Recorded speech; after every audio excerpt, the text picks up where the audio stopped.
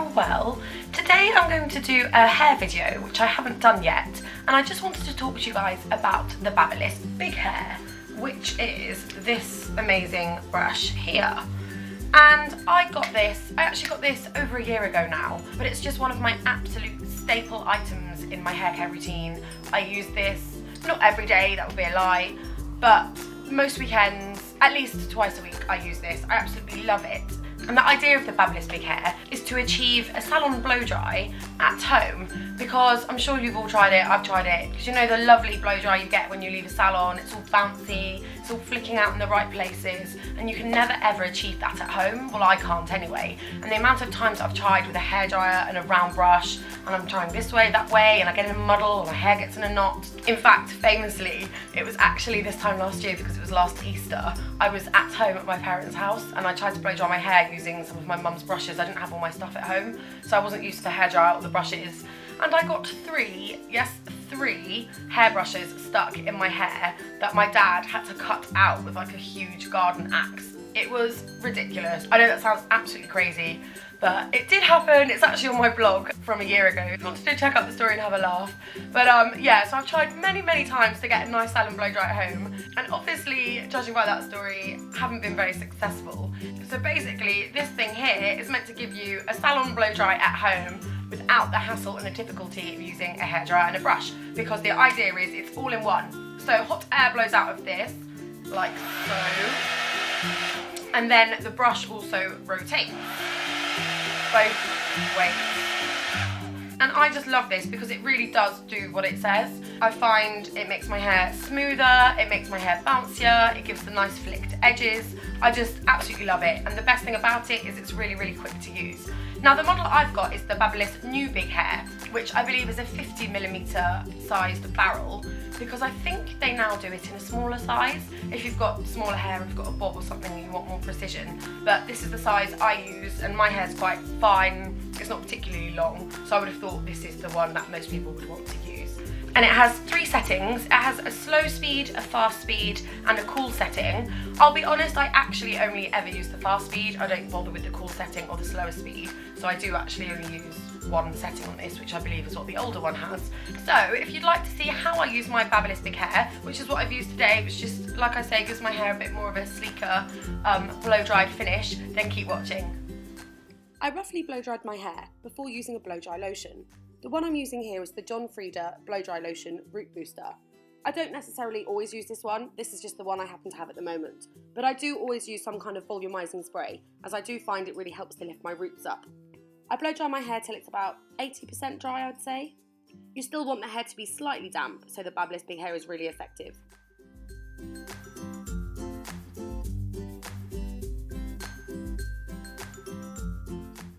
I always tip my head upside down when blow drying, just to try and get some extra volume in there.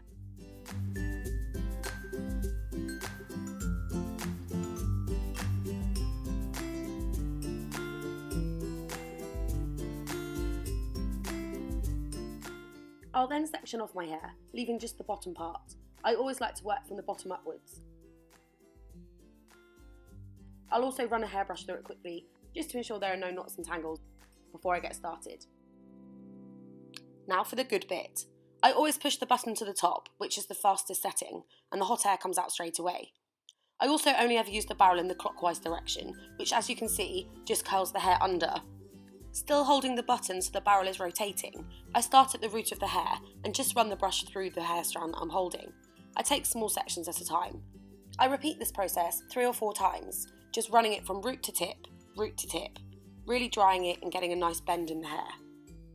Once I have done this a few times, on the same strand of hair, once I get to the tip, I allow the brush to grasp the hair and roll it back up towards my head.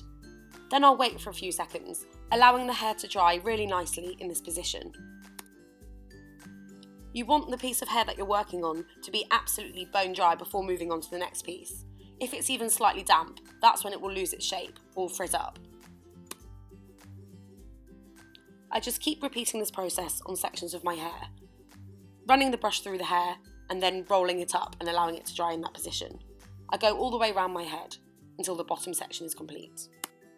Sometimes I might run the brush back over bits I've already done, just if I think it needs a bit more of a lift. As you can see, the bits that I've done are so much smoother and softer than the bits I haven't done. It really helps to eliminate frizz, and it just makes the ends look really lovely the way they would do when you leave a salon. The back sections can be slightly trickier as you have to angle the brush slightly so it's going backwards.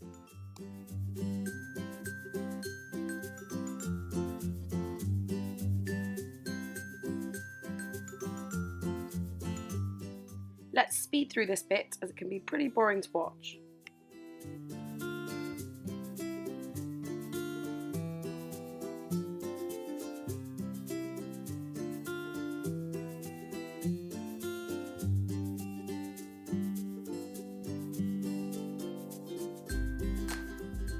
Once the bottom section's all done, you can let down another section of hair. I like to do the whole thing in 3 sections, so this will be the middle section, or the second section.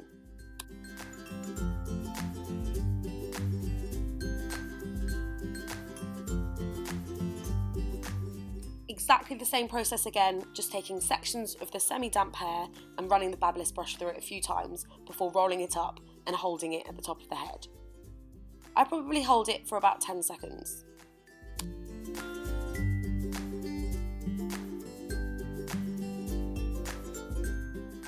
Okay, I timed that, it was more like 5 seconds. I have got quite fine hair though, so depending on your hair thickness, you might want to hold it for more or less time.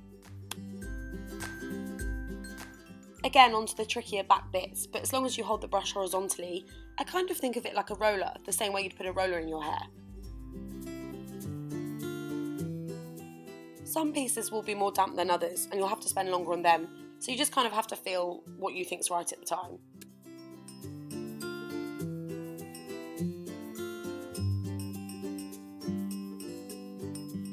I'm sure you're getting the gist now, so I'm just going to speed this bit up.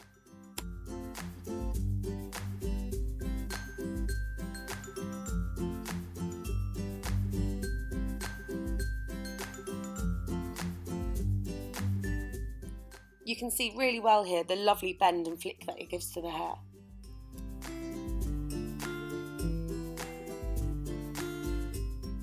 I often go back to the back middle section, as I feel that's a really important bit at getting volume in your hair. As you can see, once I've dried the top bit, I literally just flick it over my head so I can reach the underneath bits.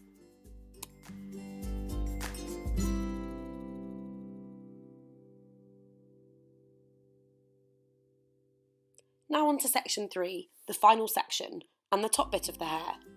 I think this is actually the most important bit, as this is where you really want to lift the roots and really want to get the nice body in the hair. I tend to use a hairbrush just to section off the first bit behind my fringe, as I like to get a nice neat section here. Just like I did with the back sections, I get the brush underneath my hair and roll it backwards, rolling the hair towards my crown and holding it there in place. Again, I think of it as if I was applying a roller to my head. I know I keep using that description, but I do find it really helps when trying to work out the direction you want the brush to go in. Like I say, I think this bit is really important, so I tend to keep the brush in position for a little bit longer, just to really make sure that the style holds.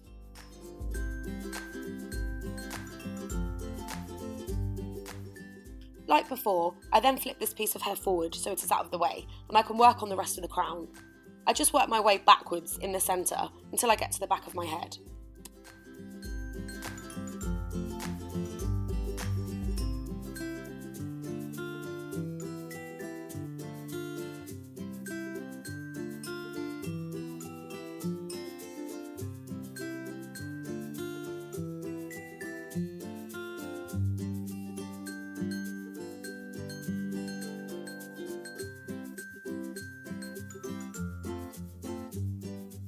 Once the middle section's done, I can start working on the sides.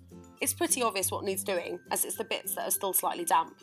I don't really have any rhyme or reason to this section here, I just keep grabbing the bits that need doing and rolling the brush upwards and repeating the same process again and again.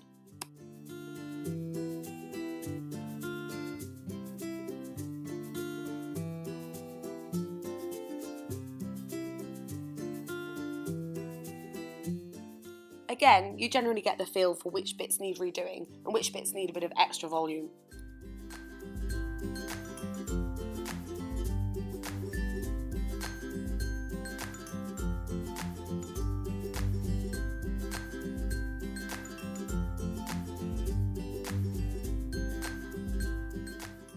If only I was this fast in real life.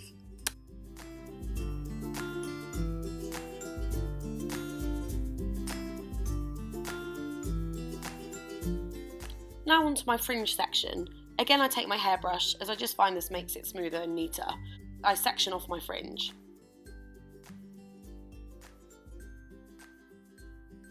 I then take the Babyliss Big Hair and, going from underneath it, wrap it down onto my head. I then keep it in position for 5 to 10 seconds.